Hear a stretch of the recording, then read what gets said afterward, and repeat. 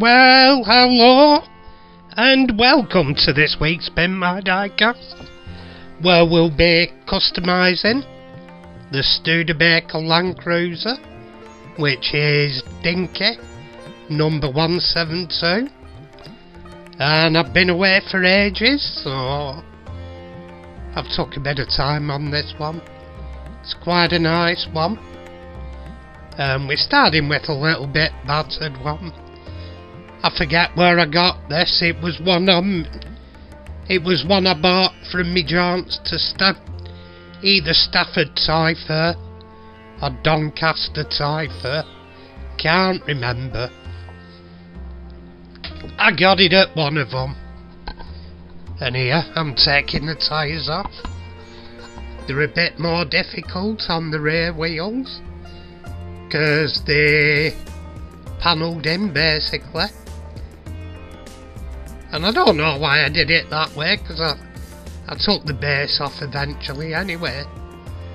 But I put a bit of water on to lube them, and then pulled them off. As it goes, that one was very tight, so I ripped it, but it was irrelevant really, because I was putting new tyres on. And at this point, I've got it in my sink, in bathroom, and it's me actual, that long since I used my paint stripper. It's gone on for a bit and gelled solid. And it's just usable, but I'll need another tub. It's gelled up, I mustn't have sealed it proper. But here we go, just put in the paint stripper, here, there and everywhere. And because it's gone off, it didn't do a brilliant job.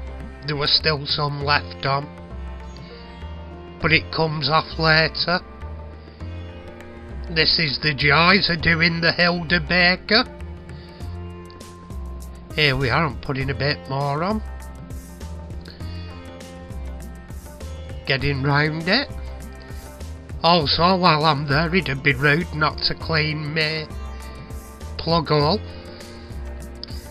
And I've filled up with water to scrub what's left off. And these old dinky cars, it's brilliant. If that had been something after the 50s, I'd guess I'd have had to strip it because it'd have had plastic on some. But this is from the ethos when the Meccano factory either die cast it I used metal. Oh, that's a view I didn't notice before. Still, it weren't on long. Anyway, here we go. I've got the wire wheel of doom on the casting, and it's not the tiniest of casting. Just making it a bit tidier. It's a bit battered. It was just a fun one to get my eye in, a plain wheel again. Like going round an hour. I wire wheeled what were left of the paint off. Get the body up, give me a clue where I was going with it. Even the base. I don't know why I did that. I could have just, like, later on I gun blew the base. Like, I love gun bluing it. It gives an original patina look to it, without messing about too much. I mean, if I decide to, here I'm filing any bits of marks off and stuff, but it's far from a perfect casting anyway. It was a bit dinged, and what I did, I used my chrome method, polishing the die cast and then scraping it off once I'd painted it, but it's that rough at casting, it got stuck in areas, so I'm not that bothered. Like I say, it was just, this one was just a quickie to get my eye in. Hopefully I'm going to be doing one for the cops and robbers build. and it should be a nice-ish one. If it comes off, my idea, I've got 4 days off next week, so I'll probably work on it then. Oh yeah, here we are, I've got the wire wheel of doom out again. Oh no, not the wire wheel of doom. It's the polishing wheel of pleasure. So I'm using silver water salt to go around and polish the bits of chrome trim and the grill and the bumpers, headlights, all shit like that on my own studebaker. And here we go, I'm doing the door handles and bits and bobs. I did the boot lid. I'm getting low on silver water salt, so I'll need a new tube of that. Because I do like my silver, I rate it as the best metal polish you'll ever get.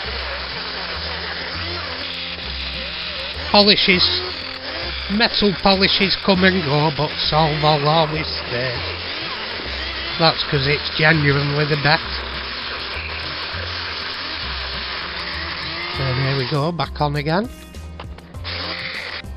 And now I've decided to drill the rivets out at last, but I'm not doing my normal M2 screws.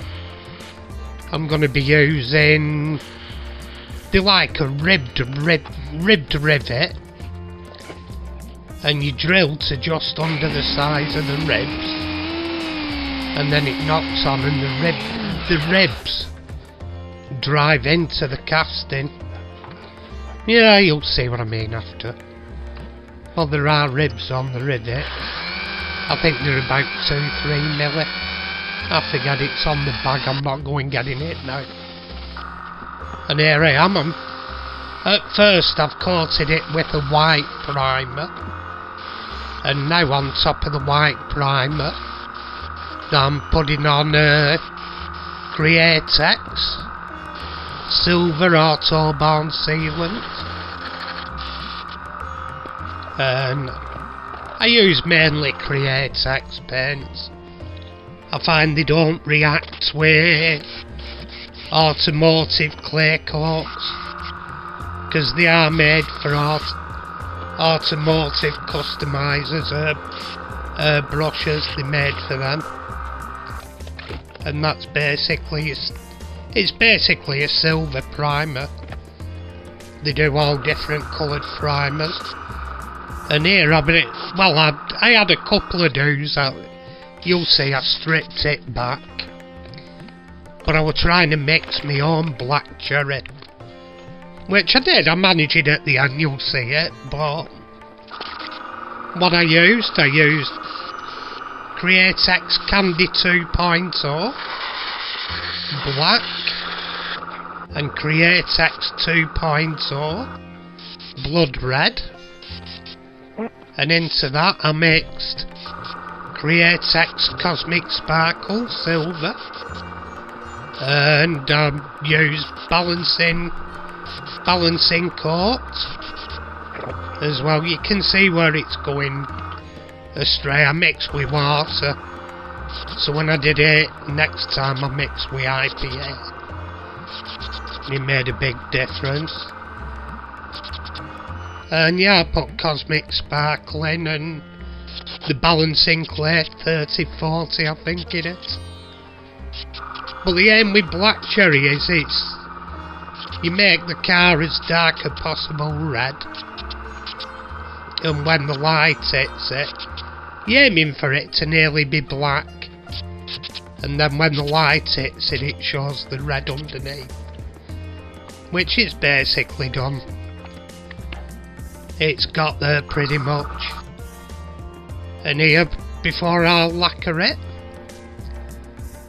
I'm scraping off the chrome trim areas. You have to take care not to catch areas around it, and with Pappy's shaky hands you can see that's just happened. And what I use a brush to wipe away the actual paint scrapes off. I'll use a brush to brush it away. And like I say, I'm going all round. And here, once I've done it, I mixed up some more. I just mixed up the red and the black without cosmic sparkle, so I could touch in any areas I'd damaged before it went into lacquer, which worked out pretty good. And here I'm using an automotive rattle can lacquer. It's some Tech Mine's called I use.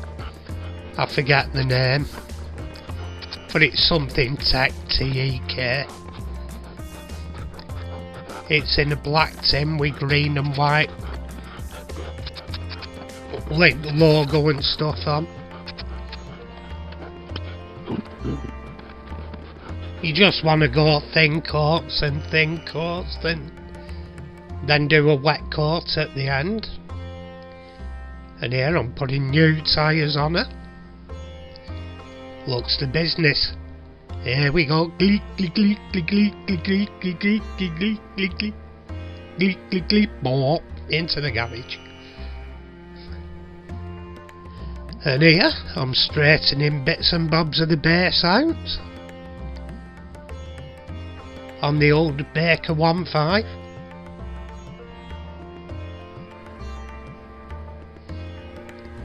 And now what I'm doing, I'm knocking the rivets into the base.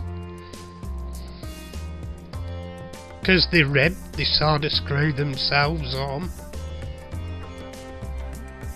They didn't go fully on, but I think it's because I didn't quite drill the hole out big enough. I'll get a slightly bigger drill bit next time, but it's holding it, it's not going to go anywhere.